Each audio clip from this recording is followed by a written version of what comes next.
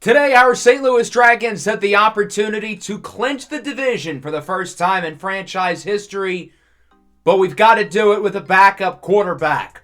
With just 2 weeks to go, our Dragons are in uncharted territories for more reasons than one. Currently, we lead the division and would clinch it with a win today against Seattle. We're also currently the number one seed in the NFC. So if we went out these last two games against Seattle and New Orleans, both of which are at home, we will get the number one seed. We lost to Seattle earlier in the season, back in week 4 in heartbreaking fashion. And speaking of losses, we lost in the last episode of the Kansas City Chiefs, getting blown out at Arrowhead 42-20. That was not the story of the game, though. In the second half, Puma Whitlock, our star quarterback, ruptured a disc in his back. He will miss the rest of the regular season and will be out for most of the playoffs. The earliest we could see him return is Super Bowl week.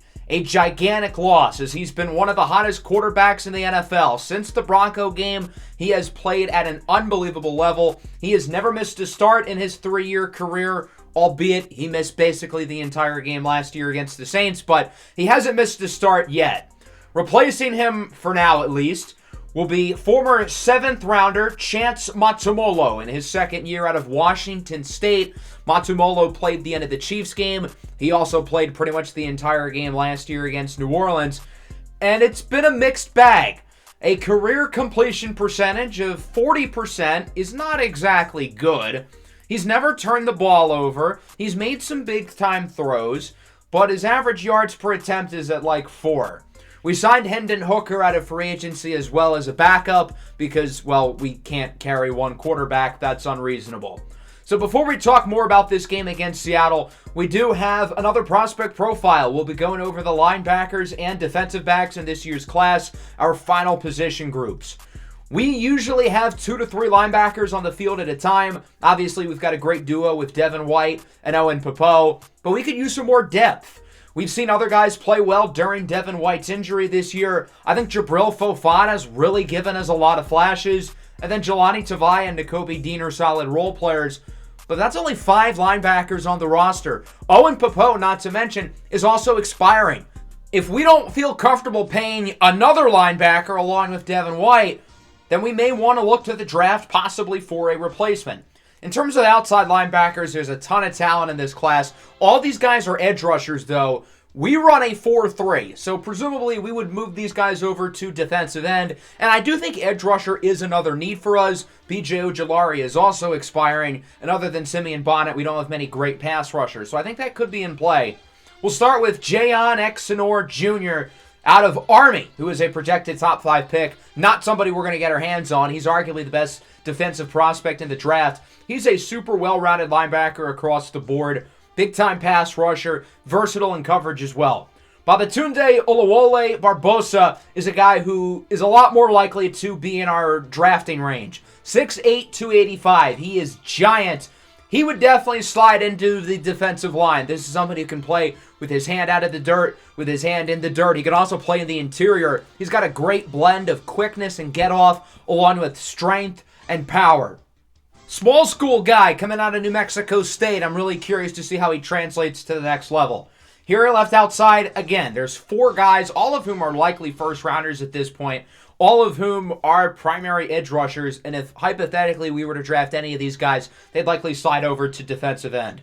Amadou Linden from Arkansas is an intriguing player because he's a little bit undersized. 6'2", 245 pounds. In our scheme, he would certainly have to bulk up, add some strength, but I think he's a very technically refined pass rusher who wins with finesse and power, and I think he's got a high floor. Makari Grant from TCU, I think, is more of a low floor, high ceiling guy. One of the youngest players in the draft at just 20 years old. Grant has elite athleticism and quickness, needs to improve his overall technique, but the sky is the limit. Roach Gordon from Arizona is very polished, very technically refined, but he lacks the high-end athleticism and the ridiculous burst and get-off to where he's not going to be a superstar, but he's going to be somebody who can contribute right away. And for a contending team like us to have more solid guys going after the quarterback, I think a guy like Roach Gordon could be very useful. And then there's Kona Nabolu. Of this group, he's probably the best run defender, but he's also probably the worst pass rusher, at least as of now. May never be a consistent double-digit sack guy, but somebody who gets enough pressures and is really solid making plays in the run game as a 3-down edge rusher. So in terms of top-end talent, plenty of guys here at outside linebacker, and there are some intriguing depth players. Chandre West from Fresno State is talented. Kojo Nodusu from San Diego State, he's athletic, he's talented as well. And even Dungeons Moorbrook from Colorado State, he's a fun player too. At right outside, again, a few other fringe top 100 picks here with Federico Bendare, Judd Osgood Pocus, Size-Teek Youngblood Jr. The OGs are going to recognize that name. But what about Sir Lionel Hillingham out of Texas A&M, the younger brother of former top 10 draft pick Sir Broderick Hillingham, the defensive tackle out of LSU. You may remember he's the guy who was really good, but has like 30 awareness and is the biggest idiot on the planet. Sir Lionel Hillingham is basically the Walmart version of that. He's a little bit less talented, but still really good for a fringe top 100 pick. He's a little bit smarter than his brother, but the awareness and play rec ratings are still not good at all. So I'm curious to see if he ends up better than his brother, who of course was a 67 overall, which is not good for the 7th overall pick. At inside linebacker, loads of talent. That starts with Austin Esco out of Wisconsin, 6'5", 250. He's big, he's rangy. This is a sideline-to-sideline cover linebacker who also makes plays in the run game. We've seen some really good off-ball linebacker prospects enter the league in this series, and Esco is next up. I think he could be a top 10 to 15 pick. In terms of the mid-round guys here, I think there are a few really intriguing players. UCLA's Penultimo Barjarona is probably the most talented. He's a little bit on the older side at 24, but I think he's a really good cover player, really good run stopper. The one issue I have with him is he's not a great blitzer, and in our scheme, being able to have that athleticism and quickness to make plays as a pass rusher occasionally is pretty important. Some good day 3 depth as well. Very, very strong off-ball linebacker class, which is nice because that's a position we may look to add some depth in. As we move into the secondary, I think corner is one of the biggest strengths on this roster. Definitely not a position we're going to look to draft early. Maybe we look for some depth, but Jeff Okudah and Cam Lucifer is an awesome duo on the outside. Demore Diggins is tied for the NFL's lead in interceptions. And don't forget about Ronrakis Barber, who has superstar development. Safety, I think, might be a bigger need. We do have a couple former second-round picks with Jalen Bourgeois and Samasoni Saluni, who I do like. And John Johnson has played well since the trade deadline. But I do think safety is probably a bigger need, at least in terms of adding high-end talent compared to corner. Lucky for us, it is a weak corner class and a pretty good safety class. Probably the weakest cornerback class we've had in this series, which doesn't really say much. We've had some ridiculous defensive backs enter the league. This year, there are no surefire first-rounders, though, at corner, but a few guys I do like. No school has pumped out more good corners in this series than the University of Florida, and Rio Van Leyva is next up. This is a tough physical corner who will jam you at the line of scrimmage, stick like glue the entire route, and he makes it really hard for you to hold on to the ball. Maybe not the most natural athlete, but he's somebody who's got inside and outside versatility, makes a lot of plays in the run game, and I think teams are really, really going to like him. Probably will be the first corner off the board. But Zane Ferdinand from Eastern Michigan is another good option. Really good in zone coverage, probably the best in zone in this draft class. Another guy who's really physical, really talented, but also lacks that high-end NFL athleticism. That's the concern with each of the top 2 corners in the draft. They're very technically sound, but their ceiling is a little bit limited. They're not the fastest, and they're not the quickest. Justin Lanham from Kansas, I think, could sneak into the first round as well. Doesn't necessarily have elite man coverage. It isn't somebody who you want to stick on an island, but he's good in zone. He has good ball skills, and he's really improved in every single season that he's been with the Jayhawks. In terms of day 2 guys, you've got Leonardo Silva from Arizona State, probably the best ball skills in the class. Orion Cross from TCU is pretty good. I really like Bruin Wilson, though, from, ironically, the UCLA Bruins. One of the most talented corners in the class. He's got great ball skills. Another guy who's really physical, really good in zone coverage. We've also got Wardell Simpson, the son of Cardell Simpson. And if you're into the theme of sons of Channel Legends, what about Scotty Pickens Jr. from Arizona? So this is especially relevant because the coach at the Dragons in this series is Scotty Pickens. So this is his son. Junior here has gone a different route than his father. He's decided to play corner rather than receiver. He's not as fast or as natural of an athlete as his dad, but he's got good ball skills, Pretty solid cover player, and it might be hard for Pops to not draft his son, especially considering that he's only projected to go in the 4th round right now. Overall, certainly a weaker corner group compared to what we've had in the past, but again, luckily for us, we've got 4 really, really good players at corner. Let's move over to safety now. We've drafted safeties pretty highly over the last couple of years, but we may look for another one, especially with the talent, especially at the top of this draft class. That starts at free safety with Cosmos Cortez from North Carolina, who I think is the best defensive back in this entire draft class. Last year, we were blessed with Pip Smalling out of Oklahoma State, the elite free safety who ended up going in the top 10 to the Texans. He's an 84 overall, and I think we might have another generational safety. Cortez, I don't think, is quite as polished overall as Pip Smalling, but he's not far off. Great in zone coverage, great in man coverage, good run defender, he's versatile. He checks off all the boxes. Ryan Nada from Michigan isn't that far behind, though. He's a little bit worse across the board, but I think he's a little bit more physical, and he's even more versatile than Cosmos Cortez. He also has pretty good ball skills and is pretty good in coverage, and I think he's a better fit for what we look for at safety, guys who can play all over the field, can cover tight ends, running backs, and receivers. I think it's a pretty deep safety class, got some more good players here.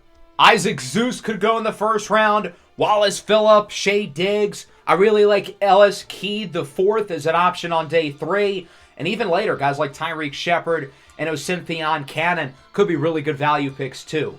At strong safety, pretty similar. Got a couple guys who could go in the back end of the 1st round, along with some pretty solid depth options.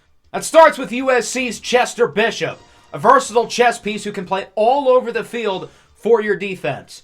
At 6 foot, 215 pounds, he's got the size and athleticism to hang with tight ends, but also quicker slot receivers as well.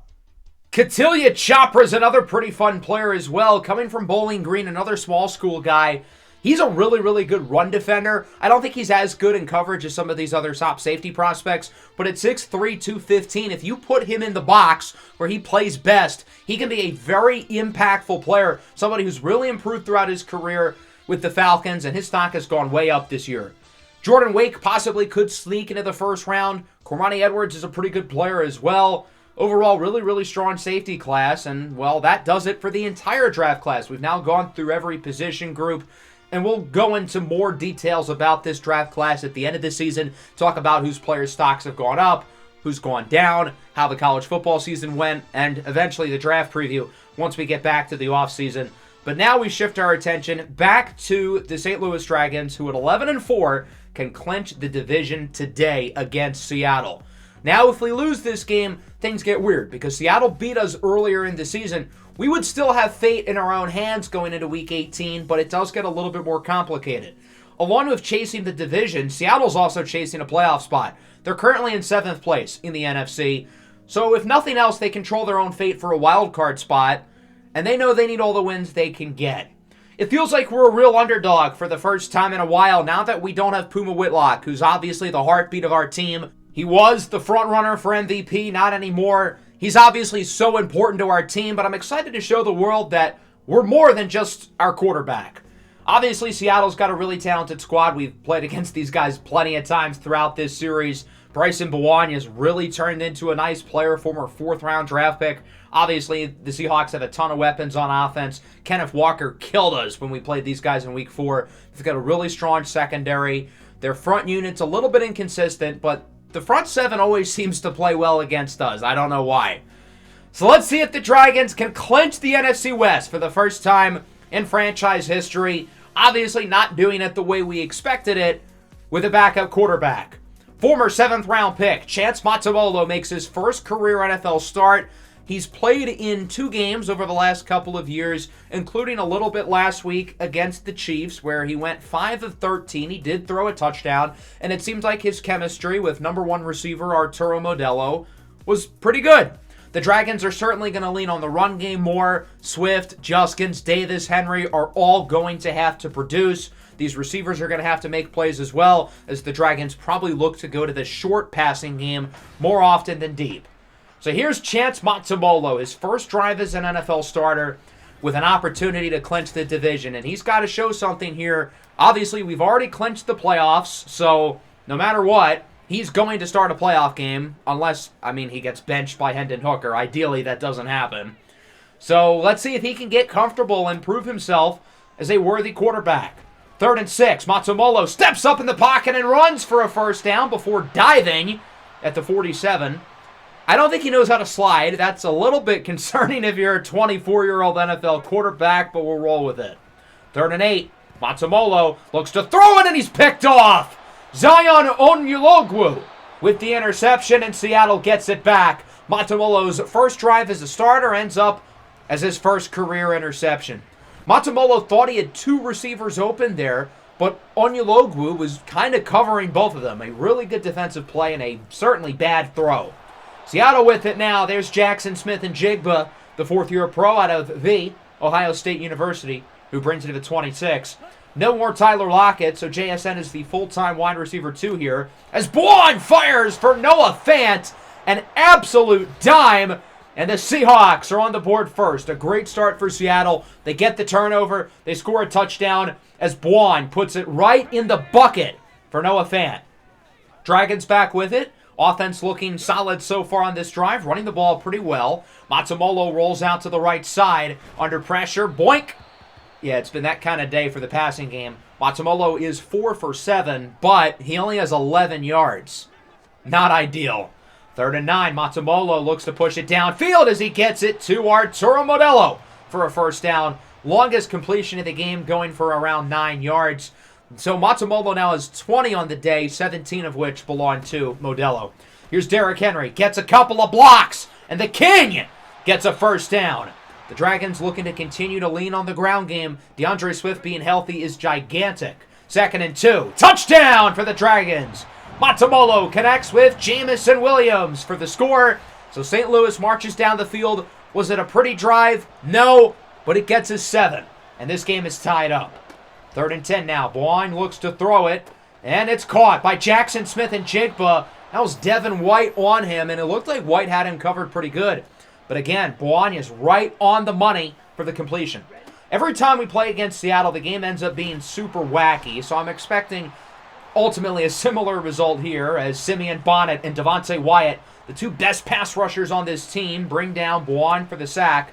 Bonnet now has 19 on the year. 3rd and 17. It's a screen for Razir McClendon, and he only gets 4, wrapped up by Devin White. No Kenneth Walker. Right now he's a little bit banged up. He'll probably come back to the game during the start of the 3rd quarter. Dragons back with it. 3rd and 9. Matsumolo rolls out to the right on the run. He's picked off again. Zion Onyulogwu with his 2nd of the game. I don't know what he was thinking. If that was Puma Whitlock, he would have thrown it away.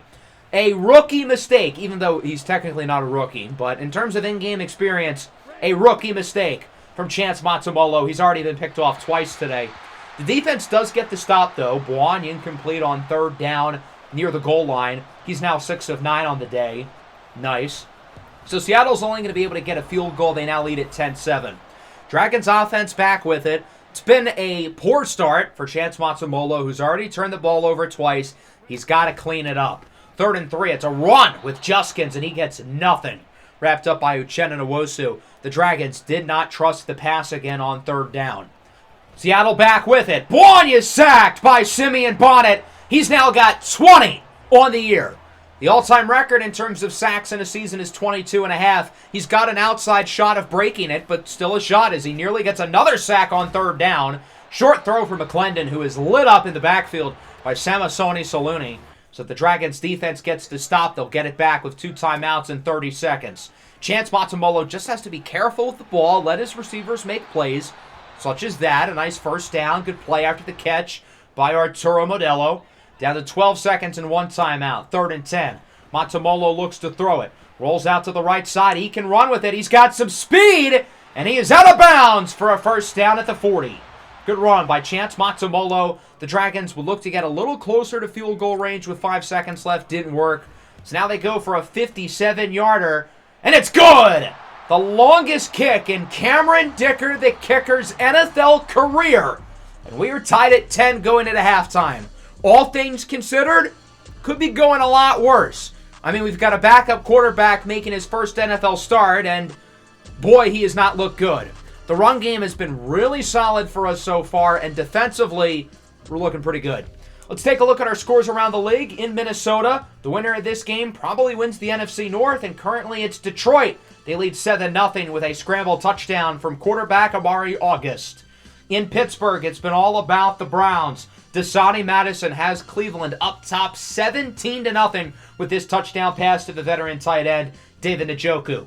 And finally, in Foxborough, the Kansas City Chiefs look like the best team in football right now. They beat us by 22 last week, and they lead 21-0 on the road against a good Patriots team, making our loss last week look a little more acceptable. So as we go into the second half, obviously we need Chance Matamolo to be better. We need him to protect the ball. But the run game's been really good. We've ran the ball at a pretty high rate so far, over 40% of the time, and it's really worked out well.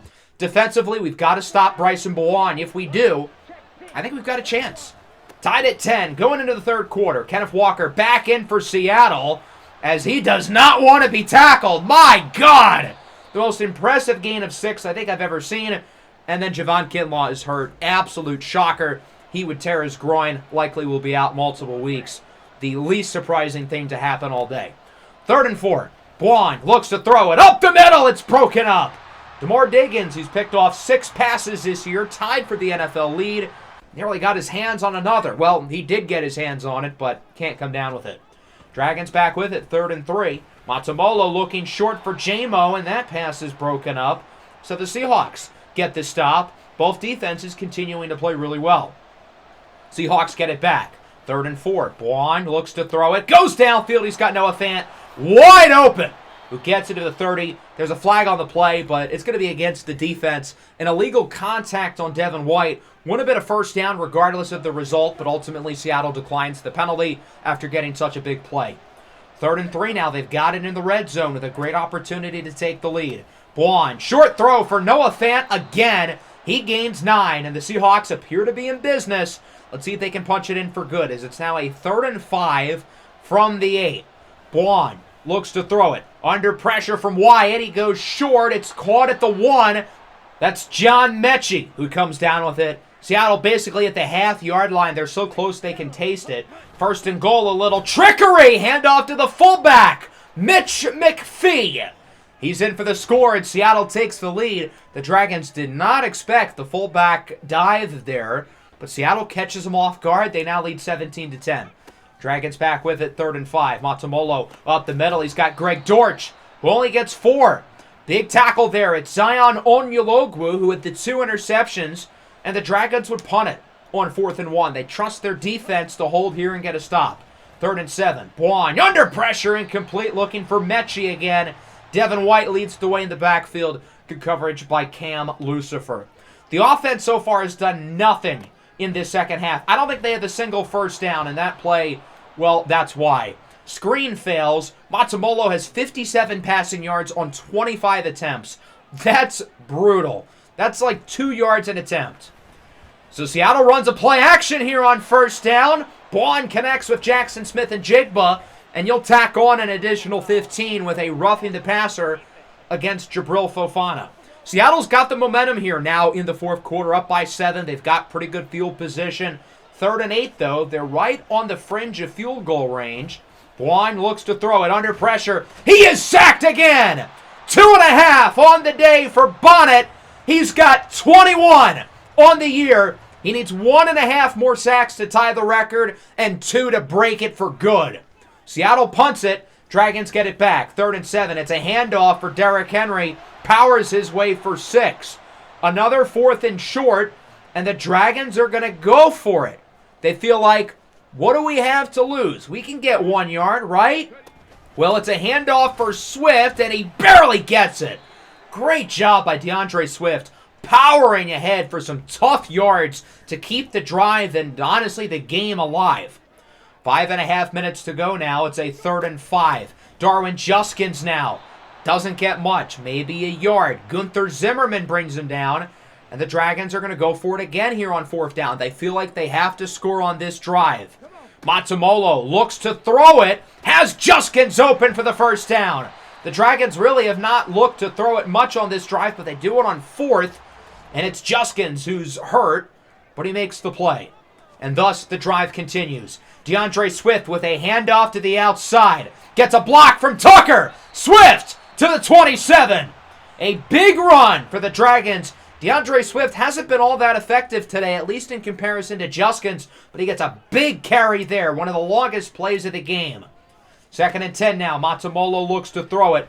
Up the middle, he's got Swift, who makes a tough catch and brings it to the 17. The offense is starting to get a little bit of the rhythm. Again, it's not pretty, but they're getting the job done. 1st and 10, Matamolo rolls out to the right. He's got Isaiah Likely open, powers his way forward to the 4. Good gain. Matamolo, in terms of accuracy, has been pretty efficient here in the 4th quarter. Got to give him credit. 1st and goal, it's another pass. Again, rolling out to the right as he fires, and it's caught for a score. It's Modelo time. Arturo Modelo with his 14th touchdown of the year. And the St. Louis Dragons tie it up with a good drive on the ground and a few big throws by Chance Matamolo against his hometown team. On 2nd down, Kenneth Walker is going backwards for a loss of yards. Grady Jarrett, the veteran, brings him down. Good to have him healthy. 3rd and 5. Bwan up the middle, incomplete, looking for Mechie. But John Johnson and Jeff Okuda are there with the deflection. And with Seattle punting it, you know what that means. 2-minute drill for Chance Matamolo. He can win the Dragons the game. St. Louis is all 3 timeouts. They don't feel like they have to push the ball downfield aggressively, so they start with a run. Juskins, back in the game, starts the drive with a bang. He gets 24. Big run for St. Louis, and they're not all that far away from field goal range. 3rd and 4. DeAndre Swift with blocks to the outside. Brings it inside the 25. The run game has been clutch here in the 4th quarter, and Seattle's going to start calling time. 2nd and 10, play action. Matamolo looks downfield. It's Modelo for the score. A great play by Chance Matamolo. He gets Seattle to bite on the play action, and nobody covers Modelo down the field. It has not been a pretty game from Chance Matamolo, but give him credit. He has been money here in the 4th quarter. And the Dragons are a minute away from clinching the division. They lead by 7. Can they get this stop? Up the middle, DK Metcalf with a 1st down. Seattle's offense has done virtually nothing since the 3rd quarter. They have under a minute and 1 timeout as Houston Maverick catches it for a gain of 8 inbounds. Bad play for Seattle. They waste a lot of time. Noah Fant now brought down inbounds. Great tackle by Ronrakis Barber. And the Seahawks are forced to call their last timeout. So at this point, they've just got to take shots for the end zone. It's now 3rd down with 9 seconds left. I'm surprised Seattle really isn't going for the Hail Mary yet. As Bwan looks to throw it under pressure. Got to get rid of it, and he does with 3 seconds. The reason why we lost back in Week 4 against Seattle was a pass interference on a Hail Mary, which ultimately led to Seattle getting a game-winning field goal. Not necessarily the same situation, but the same opportunity for Seattle. 4th and 10, the game on the line, and thus the division. Bwan takes a shot for the end zone. It's tipped and caught by the defense. John Johnson with the interception. And for the first time in franchise history, the St. Louis Dragons have won the NFC West. No starting quarterback, no problem. Chance Matamolo is now 1-0 as an NFL starter. Was it pretty? God, no. This game was ugly from start to finish. Chance Matamolo did not play very well until the final 5 minutes. Give the kid credit. He was bad for most of the game, but when he needed to turn it on, it's like a flip switched, and he figured it out a little bit. Our defense was great. Seattle held to under 270 total yards of offense. Bryson Bwan was fine. He wasn't bad. He didn't necessarily lose him the game, but he wasn't good enough to win him the game either. Matamolo, on the other hand, did win us the game, even though he was brutally awful for 3.5 quarters, and I'm hoping he'll be able to carry this momentum into next week against New Orleans, a team who he's already gotten in-game experience with in the past. The one game he played last year was a win in New Orleans. We ran the ball really well, some big runs late from Swift and Juskins, while on the flip side, Kenneth Walker, one of the best running backs in the league, was shut down. In the air, Arturo Modelo, 8 for 71 and 2. No quarterback, no problem. The defense is what really deserves the credit. Simeon Bonnet, another great game for him. He now has 21 sacks on the year and has an opportunity to break the sack record next week. He would need 2 sacks to break it, 1.5 to tie it. Great team win, even though it wasn't the prettiest. We did it without our guy. Javon Kinlaw is going to be out 4 weeks with a pulled groin, but we will have B.J. Ojulari back, and Griffin Weaver is going to be back for the playoffs. He'll be healthy for the wild card weekend, which we might not even need him then. If we beat New Orleans in Week 18, we'll be the number 1 seed. Atlanta losing is interesting. They go down to Carolina. Both the Panthers and Falcons have 11 wins. They're each a game behind us. We'll talk about the 1 seed tiebreakers in just a moment. Players of the week, Amari August, despite the fact that the Lions ended up losing to Minnesota. Patrick Mahomes, Zion Onyologlu, makes sense. And then Quentin Williams with 3 sacks for the Browns. Puma Whitlock, by the way, is unsurprisingly no longer the MVP frontrunner. He's actually dropped all the way to 5th, which is unfortunate. We kind of knew he wasn't going to win the award once he got hurt, and, well, now it's official. So, as we know, we've clinched the NFC West. We're in position to get the number 1 seed with a win this week against the 5-11 Saints. The only teams who could pass us are Carolina and Atlanta, both of whom are 11-5. We did not play against either of them this season. Obviously, we have some history with them in the past, Atlanta in particular, having played against them last year in the playoffs. So basically, this is how it goes. If we win the game, we're the number 1 seed. If Atlanta ends up winning the division, we'll be the number 1 seed no matter what, because we have a better conference record than Atlanta. If we lose and Carolina wins the division, then things get a little bit weirder. And right now, Carolina does have the tiebreaker over Atlanta. If we lose this game against the Saints, us and the Panthers would have the same record, 12-5, and the same in-conference record. So at that point, it goes to record against common opponents, I believe, which I would have to check that manually for the next episode if that situation were to arise. But hopefully we can just put our fate into our own hands, win the game, and clinch the number 1 seed for good, and have an opportunity to host our first ever playoff game, which, I mean, we'll get that no matter what, because we're division champs. Hope everybody enjoyed the episode. Make sure to leave a like and subscribe to the channel if you are new. Peace out.